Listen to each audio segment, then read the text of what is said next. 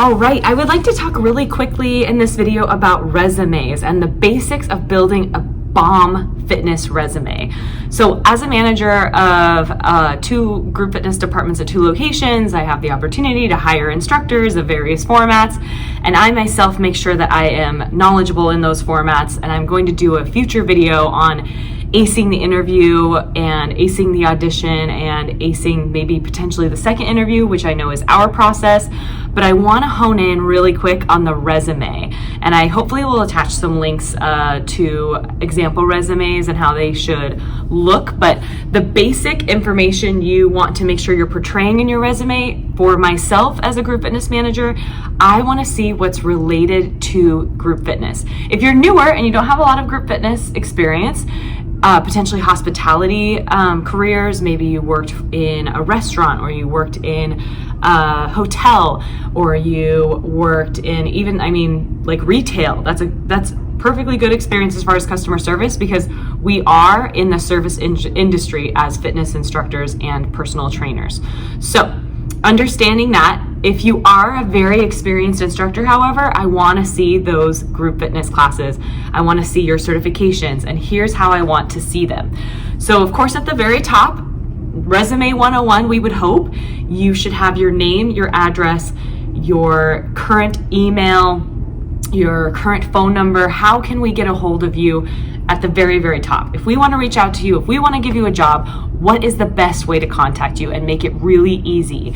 You can throw up your Instagram handle, your Facebook name, or whatever, but I want to be able to connect to you in a very professional manner as well. So also do not reach out to me on Facebook Messenger or Instagram, because I feel like that's very, very unprofessional. That's how the very, very top of your resume should look. And make sure you make some adjustments to your email if you're newer to teaching, or if you're someone who's coming right out of college and your email is like Big Booty Stacy at 50 or 55 at gmail.com. We need to make sure that that's a professional email. So it should be your first and last name, maybe your first name, last initial, with an underscore in there, I don't care, and then at Gmail or at Hotmail or whatever email you have. Make sure it's professional, because that's a kind of an insight into who you are as well. So name, address, how we get a hold of you. Right below that, there needs to be your potentially purpose. You're welcome to write a small note or paragraph or sentence explaining what your purpose is, what your ultimate goal in life, in your career is, as it relates to fitness preferably, or if there's another job at the facility you're applying to, if that's of interest to you, then definitely put that in there.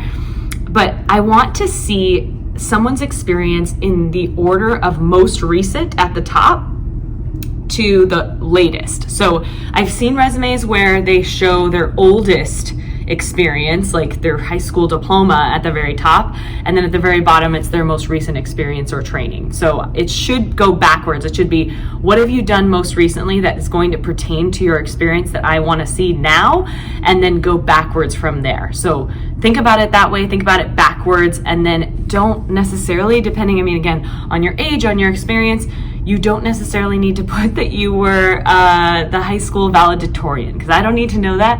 I don't really care. I'm sure you're very smart, but I want to see your experience. What's your hands-on experience? And this is, again, a resume, so I don't need to see any positive comments about you. I want it to be very clear on when you worked and taught, what format you taught, and then below the actual experience, and you're welcome to describe what that entailed. So 50 to 60 participants every Monday night. They were age whatever to whatever, and they were various fitness levels, or whatever you might have had experience, and you could, in a nutshell, explain that to me. Or your responsibilities as the instructor. Were you in charge of attendance? Were you in charge of wearing a name tag or a uniform? What are some things that will pertain to how you might need to behave at our club that you might already be used to? So put that information in there about those different pieces of experience. Share the year that you started and the year that it is ended, or you can put the year that it started in present if you're currently in that role now.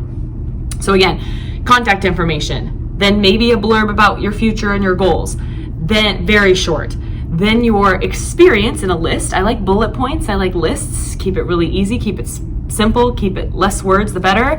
And then finish with your certifications, diploma, really most important certification. So if I'm seeking a Zumba instructor and I've told you this and you're applying for it, only really show me the most valuable Zumba certifications at the top or whatever training you have in that, and then you can go into detail about like TRX, and I have my Schwinn cycling certification, so you can start to list those other things down there. But it needs to only be 1 page. This is my biggest pet peeve as a group fitness director who has to go through a lot of resumes. And even our human resource, I'm so lucky, I can't complain.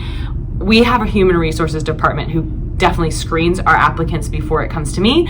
But I will say, when I get a 3-page resume, I'm just sorely disappointed in the fact that we weren't ever trained to just do 1 page. So I know that was honed into me when I was going into college, and they were like, you need to have a 1-page resume. So continue to please make it 1 page. It can be really difficult if you have a lot of experience, but think about in relation to the club that you're applying for, the position you're applying for, make it very, very specific.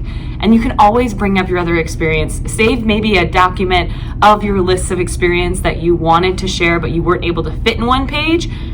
Save it somewhere so that you can bring it up in an interview if you need to, but make sure it's 1 page. So I hope that helps you in creating your resume for group fitness or even personal training. Those same rules would I say apply for personal training, and best of luck.